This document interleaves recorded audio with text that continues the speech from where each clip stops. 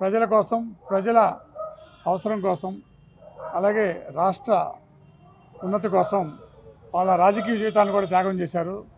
నమ్ముకున్న పార్టీని అంటే ఆ పార్టీలో పుట్టి పెరిగారు వాళ్ళు. అయినా కూడా ఆ పార్టీ ఒక నిర్ణయాన్ని వ్యతిరేకిస్తూ మా భవిష్యత్తు లేకపోయినా పర్వాలేదు, ప్రజలకు భవిష్యత్తు ఉండాలని చెప్పి కొట్లాడినాడు. కాబట్టి వాళ్ళంటే నాకు అనలేని ప్రేమ, అనురాగం కూడా.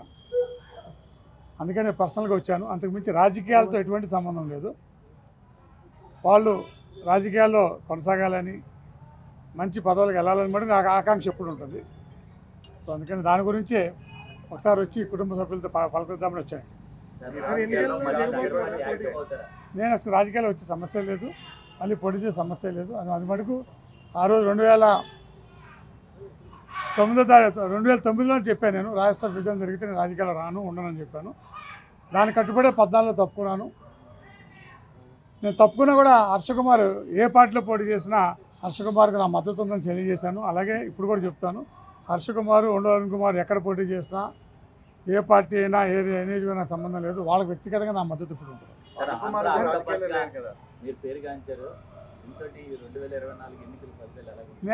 నేను రాజకీయాలు దూరంగా ఉన్నాను, ఏ అంచనాలు కూడా వేయట్లేదు. నేను వెళ్ళినంత వరకు ఎక్కువగా ఢిల్లీలో, అలాగే ఉత్తర రాష్ట్రాల్లో ఎక్కువగా వ్యాపార లావాదేవీలు అక్కడే ఉంటున్నాను ఎక్కువగా. సో నేను రాజకీయాల మీద మనసు పెట్టట్లేదు. ఎవరు వస్తారు, ఎవరు ఓడిపోతారని కూడా ఆలోచించట్లేదు. అదంతా వీళ్ళకే వదిలేస్తాను. వీళ్ళు ఆలోచించుకోండి.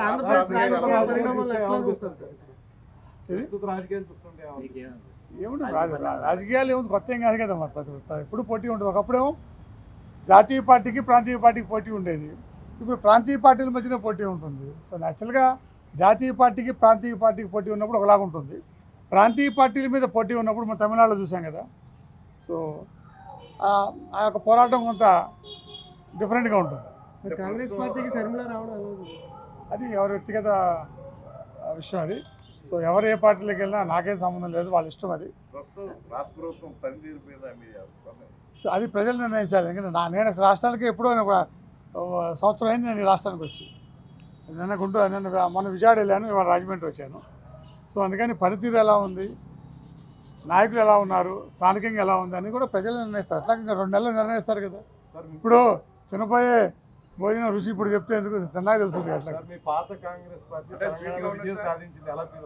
ఖచ్చితంగా కాంగ్రెస్ పార్టీ విజయం సాధించడం ఒక ఎందుకంటే నాకు రాజకీయంగా భవిష్యత్తు ఇచ్చింది, పుట్టుకనిచ్చింది కాంగ్రెస్ పార్టీ. అటువంటి కాంగ్రెస్ పార్టీని ఒక సిద్ధాంతానికి, లేకపోతే ఏదో ప్రజల మనోభావాలకు అనుగుణంగా వ్యతిరేకించాం, పోరాడాం. బట్ ఎప్పుడు మా మనసులో ఎప్పుడు ఉంటుంది కాంగ్రెస్ పార్టీ బాగుంటే మంచిది. ఎందుకంటే అది 120 ఏళ్ల చరిత్ర గల పార్టీ. ముఖ్యంగా నేను జాతీయ పార్టీలు బలంగా ఉండాలని కోరుకునే వ్యక్తి నేను.